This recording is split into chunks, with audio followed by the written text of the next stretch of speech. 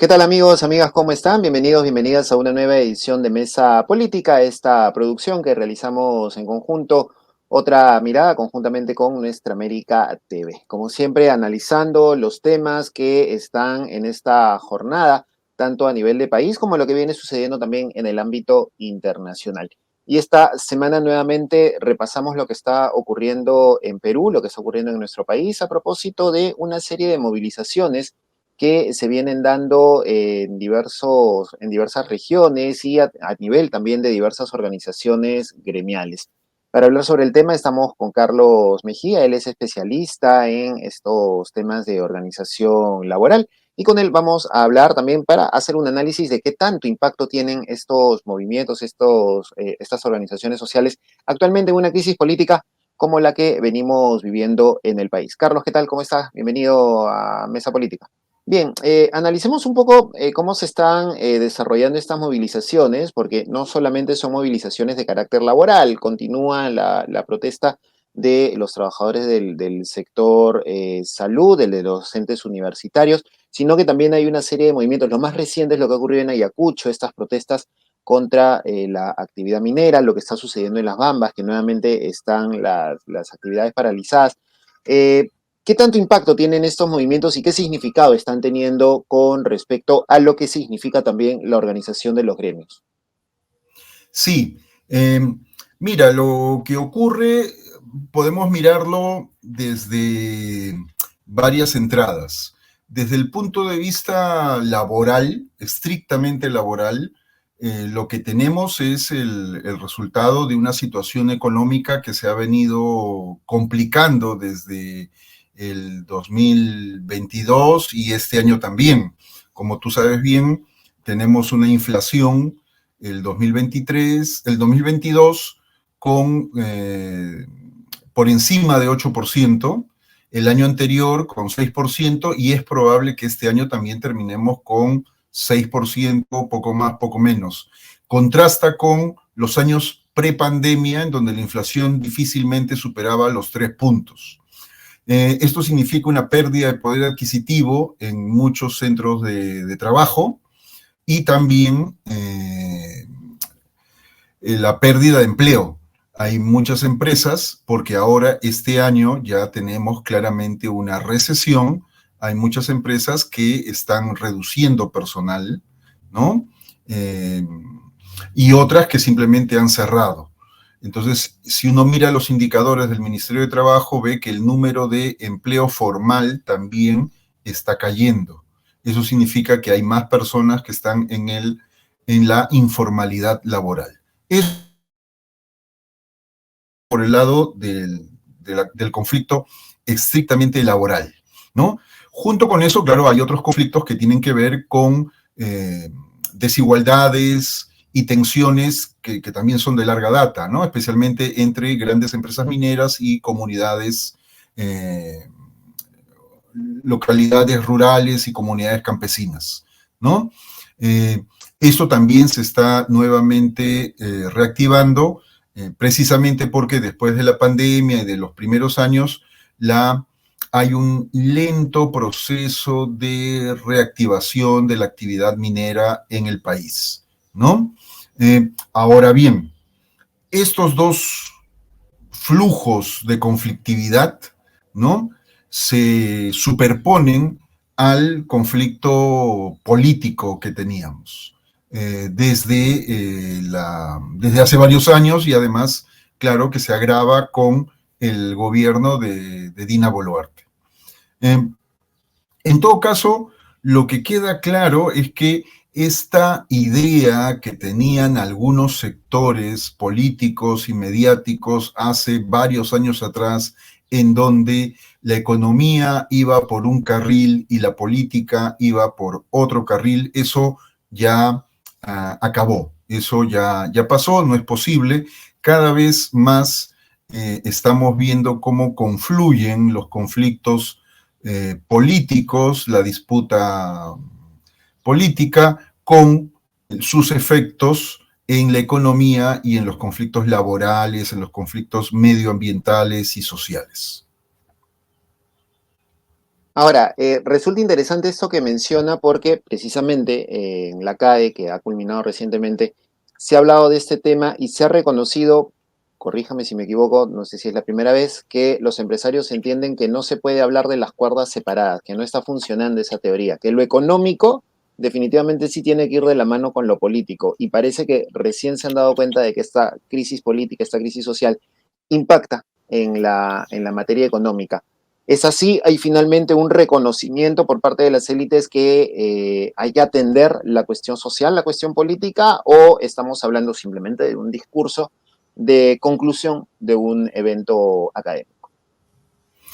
Ah, la impresión que tengo es que las élites empresariales efectivamente están sintiendo algunos niveles de ruido, como lo pueden denominar ellos, algunos niveles de tensiones, eh, y efectivamente pueden expresar una preocupación.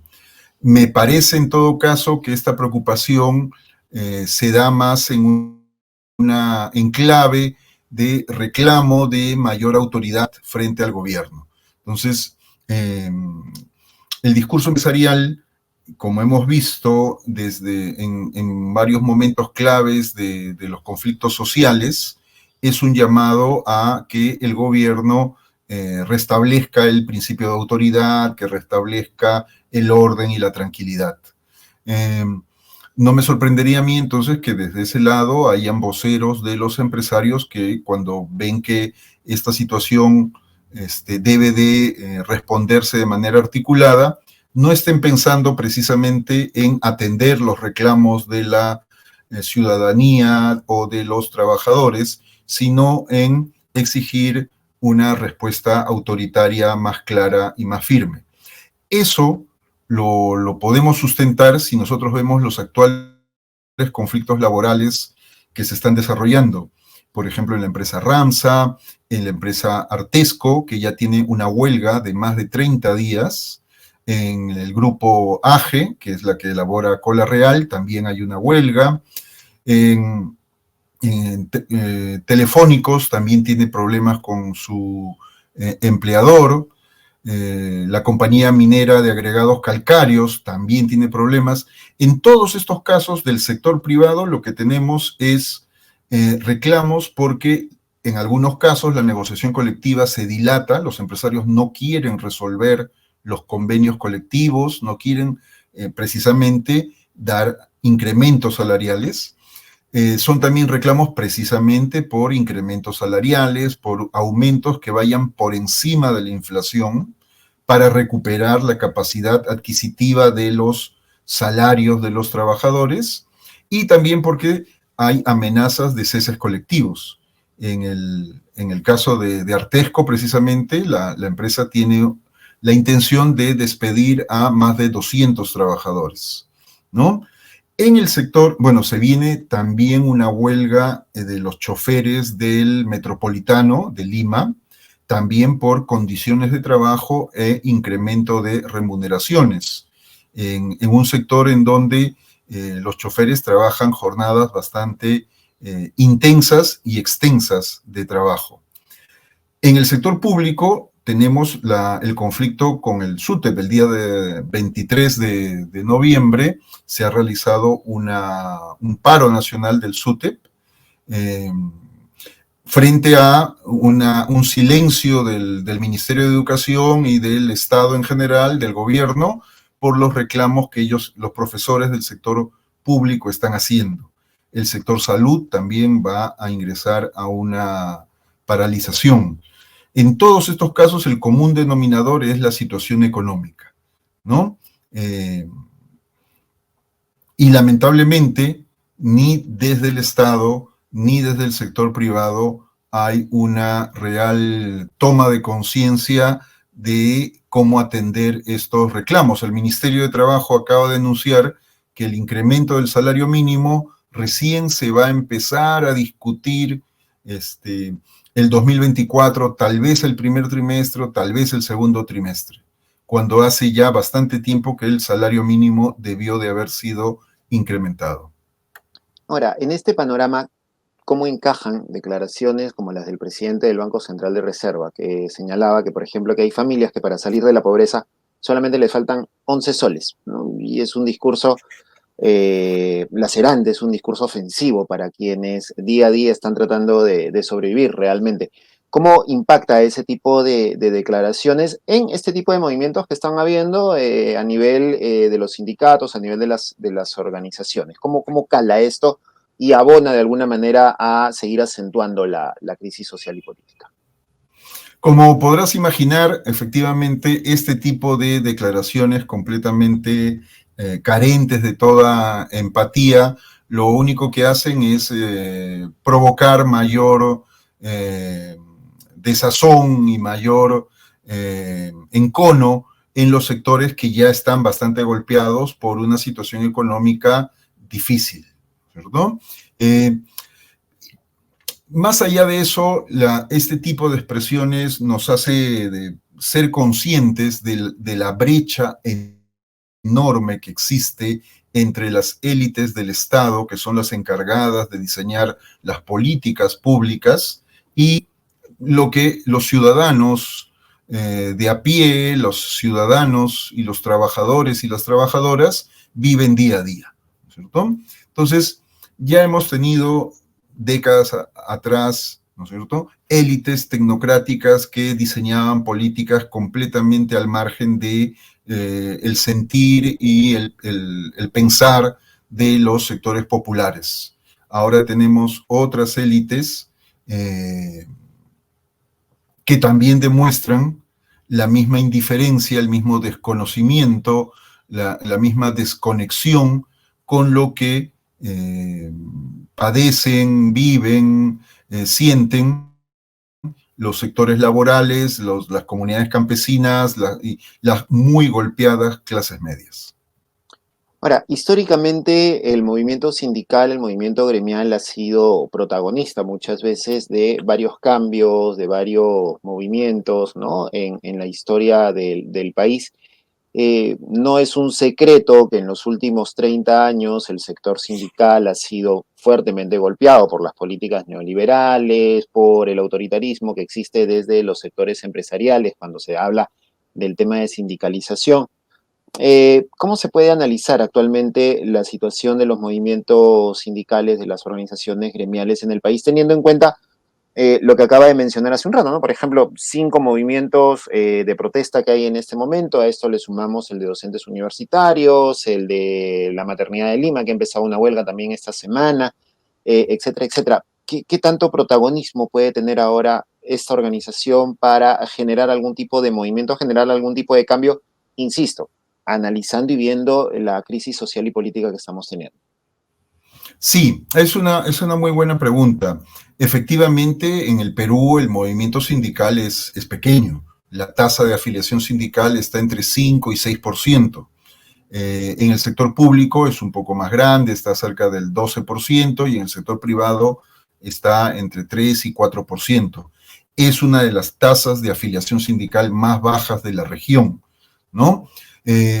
No es como uno podría pensar, porque los trabajadores no desean afiliarse a un sindicato. Se trata del resultado de, como tú lo has dicho bien, políticas que precisamente han impedido, que ponen obstáculos para que un trabajador pueda afiliarse a un sindicato, ya sea porque su contrato es temporal. Casi el 70% de los asalariados en Lima tiene contratos temporales. Y estos trabajadores y trabajadoras, cuando se afilian a un sindicato, ya no les renuevan el contrato. Sin contar a los trabajadores que viven en la informalidad laboral, donde no tienen ni contrato y con mayor razón no pueden organizarse sindicalmente. Los pocos que pueden normalmente forman sindicatos, y por eso efectivamente es un número reducido. Pero eso no significa que la conflictividad laboral sea menor. Lo que ocurre es que la conflictividad laboral va a tener otros canales para desarrollarse. Recordemos que el régimen laboral agrario, que durante cerca de un cuarto de siglo había imperado en el sector de la agroexportación con condiciones de trabajo bastante cuestionables, ¿no? El 2021-2022 fue derogado. fue derogado por una amplia movilización de trabajadores y trabajadoras en Ica y en Trujillo, donde precisamente no aparecen con claridad los sindicatos agrarios. Fue una movilización de trabajadores en su conjunto, con otras formas de organización mucho más inmediatas, más espontáneas, ¿no? Con comités de lucha que se formaron inmediatamente y que lograron efectivamente tumbarse un régimen laboral oprobioso, ¿no? Entonces, no deberíamos de pensar que porque hay pocos sindicatos va a reinar una paz laboral. Lo que va a haber es una conflictividad que si el Estado y los actores del mundo del trabajo no toman decisiones acertadas, esa olla a presión va a defogar de una u otra manera. En Estados Unidos, por ejemplo, hubo una gran renuncia, ¿no? Se llamó la gran renuncia al abandono del trabajo de muchas personas que por condiciones de trabajo negativas dejaron de laborar, ¿no es cierto? Aquí es un poco más complicado, pero igual hay una movilidad laboral, por un lado, hay también la informalidad, por otro lado, y también están los estallidos. Para resumir esto, lo que yo te podría decir es que el movimiento sindical, por un lado, sigue siendo una especie de indicador del conjunto de la sociedad para medir la temperatura social, para medir el nivel de conflictividad. Es un indicador, es como un faro que nos da una idea. Dentro del movimiento sindical vamos a encontrar dos grandes grupos, sindicatos grandes en un extremo, institucionales, con capacidad de movilización, ¿no? Como el SUTE, Construcción Civil, el sector público, Bacus, telefónicos, por decir algunos, y del otro lado un mar muy grande de sindicatos muy pequeños que aparecen y desaparecen rápidamente porque son golpeados por estas prácticas antisindicales, pero siguen apareciendo. Se forma un pequeño sindicato, la empresa los despide, bueno, pero a la semana siguiente en otro lado se forma otro sindicato, hace una paralización, los vuelven a despedir y en otro lado aparece otro sindicato y entonces vamos a tener esos niveles constantes de conflictividad. Y nada, o sea, ese camino es simplemente una transición. Y si eso no se logra discutir y pensar y resolver, esta acumulación de tensiones puede llevarnos a enfrentamientos más álgidos. Uh-huh. Ahora, hablaba hace un rato sobre, y vinculándolo un poco al tema del enfrentamiento álgido, ¿no? El silencio por parte de los empresarios, ¿no? Frente a estas movilizaciones, el silencio por parte del Estado también frente a estas acciones, ¿no? En los sindicatos de sus propios ministerios también y de otros organismos estatales, pero hay un silencio preocupante también por parte de los medios de comunicación. No es poco lo que se difunde respecto a esto. ¿Cuál es el papel un poco de los medios? Entendiendo que actualmente los medios, funcionando como empresas, también están pasando por una crisis económica complicada en donde se están dando también, sin darlo a conocer mucho, olas de despido, ¿no? De renuncias o de ceses voluntarios, ¿no es cierto? Pero que forman parte de esta crisis económica que se está viviendo. ¿Por qué el silencio de los medios, Carlos? Bueno, eso ya como que nos lleva a mirar efectivamente los hilos del poder en el Perú, ¿no es cierto?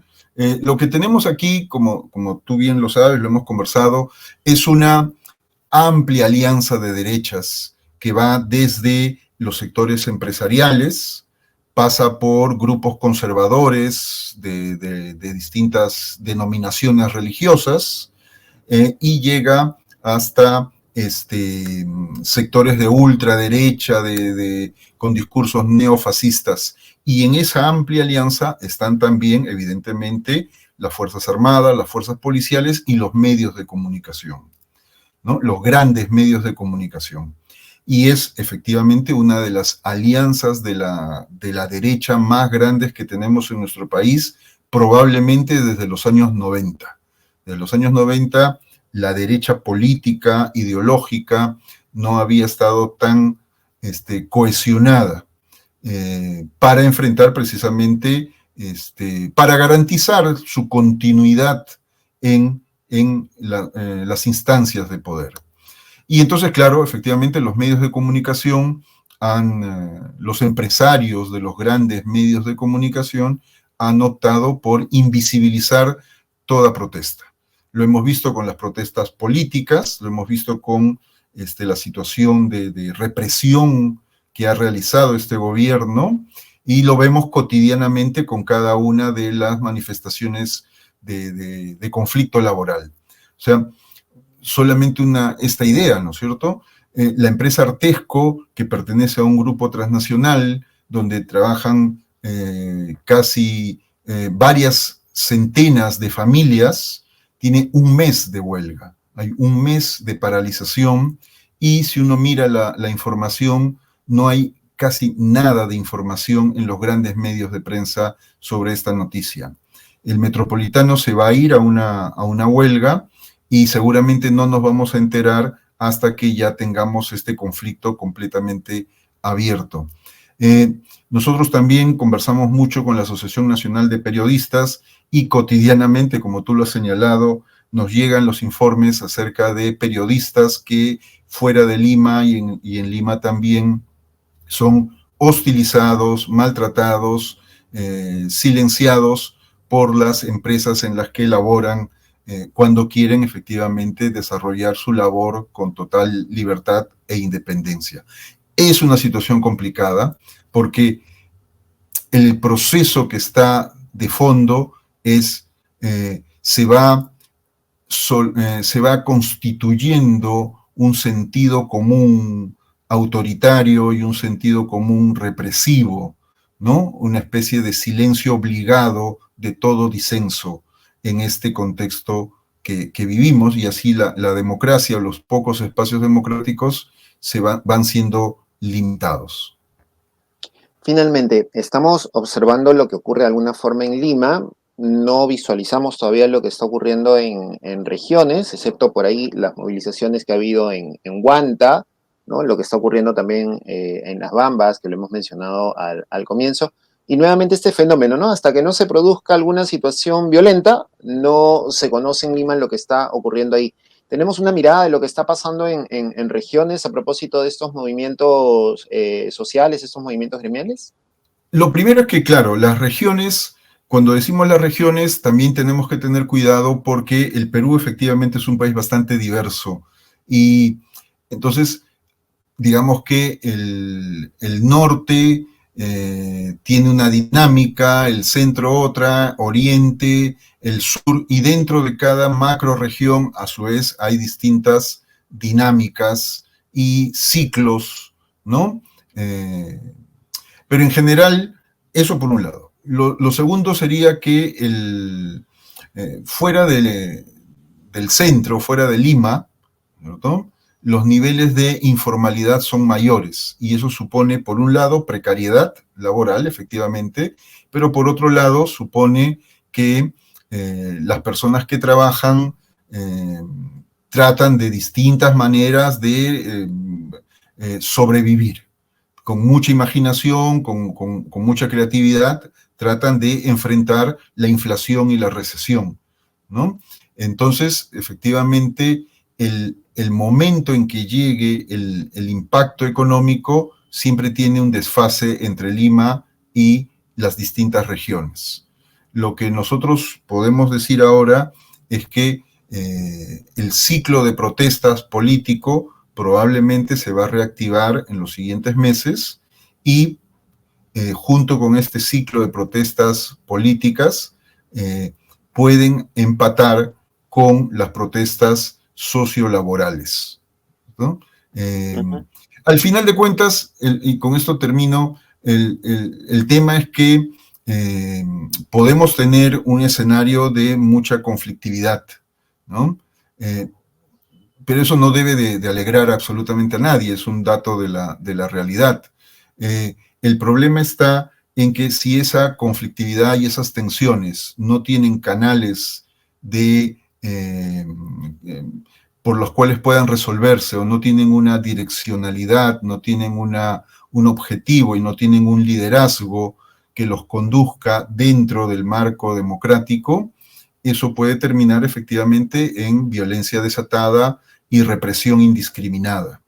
Y lo que se quiere es que en una sociedad democrática efectivamente puede haber diferencias, puede haber conflictos, pero estos tienen que llegar a una solución a partir de la interacción entre los liderazgos sociopolíticos.